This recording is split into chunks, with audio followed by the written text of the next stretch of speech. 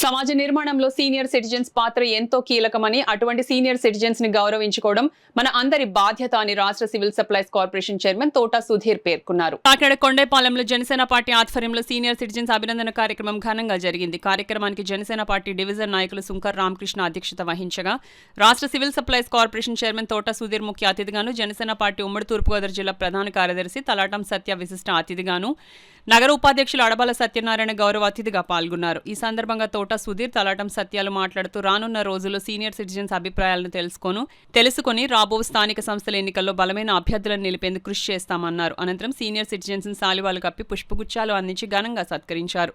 ఈ కార్యక్రమంలో గువ్వల సూర్యప్రకాష్, శివాజీ, అట్ల సత్యనారాయణ, వాసిరెడ్డి సత్యకుమార్, వీర మహిళలు వాణి, బండి సుజాత, జనసేన పార్టీ నాయకులు, కార్యకర్తలు, సీనియర్ సిటిజన్లు పాల్గొన్నారు. కంట్రిబ్యూట్ చేసిన పెద్దలందరికీ కూడా నేను మనస్ఫూర్తిగా నమస్కారాలు తెలియజేస్తాను. ఇప్పుడు మనం ఇక్కడికి వచ్చినట్టు ఏంటంటే, ఈ రోజున మనం ఎంతో రాక్షస పరిపాలన అందరికీ తెలుసు, ఎదుర్కొన్నాం, ఎన్నో ఇబ్బందులు పడ్డాం. మీకు కూడా ఉద్యోగాల్లో చాలా ఇబ్బందులు ఫేస్ చేశారు. ఈ రోజున మన కూటమి ప్రభుత్వం, జనసేన, తెలుగుదేశం, బీజేపీ కూటమి ప్రభుత్వం వచ్చింది. మనందరం ఎంతో ఆశతో ఎదురు చూస్తున్నటువంటి మన కళ నెరవేరి ఈ రోజున ప్రభుత్వ యంత్రాంగంలో ఈ కూటమి ప్రభుత్వం వచ్చిన తర్వాత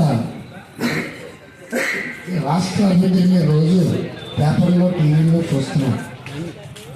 చంద్రబాబు నాయుడు గారు అవనండి, మన ఉప ముఖ్యమంత్రి పవన్ కళ్యాణ్ గారు, ఇంకా ఆయన ఎక్కడ మాట్లాడినా కూడా వారి నాన్నగారు ఒక విశ్రాంతి ఉద్యోగి, ఆయన ఒక ఎక్సైజ్ కానిస్టేబుల్, ఇలా చేసి నన్ను ఈ స్థాయికి తీసుకొచ్చిన గొప్ప వ్యక్తి అని పేపర్ మీద పెన్ను పెట్టి ఏదైతే అక్రమాలు జరిగాయో అవన్నీ తిరిగి ఎదుర్కొని ప్రజలకి మంచి పరిపాలన అందించేలా బాధ్యత తీసుకునేది కేవలం ఉద్యోగులు మాత్రమే. ఈరోజు మన ఎదురుకుండా చాలా మంది మీరందరూ అనుభవిస్తారు. మీకున్న అనుభవంలో మాది కొద్దిపాటి మాత్రమే.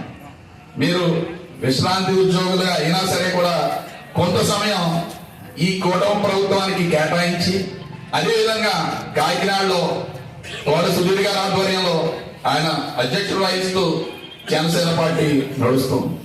మీరందరూ కూడా మీరు కొన్ని సూచనలు సూచించి ప్రాంతీయంగా వార్డులో అభివృద్ధి కార్యక్రమాలు కానివ్వండి, సంక్షేమ కార్యక్రమాలు కానివ్వండి, ఇక వార్డు ఇన్ఛార్జీలని మీరే బలపరిచి, మన సుధీర్ గారు చెప్పినట్టు రానున్న రోజుల్లో ప్రాంతీయ ఎన్నికలు మళ్ళీ కాకినాడ సిటీలో 100% స్ట్రైక్ రేట్ లో ఈ కూటమి ప్రభుత్వం, జనసేన పార్టీ ఈ అభ్యర్థి నిలబడితే వాళ్ళందరూ కూడా 100% స్ట్రైక్ రేట్ లో గెలవడానికి మీ అనుభవాన్ని ఖచ్చితంగా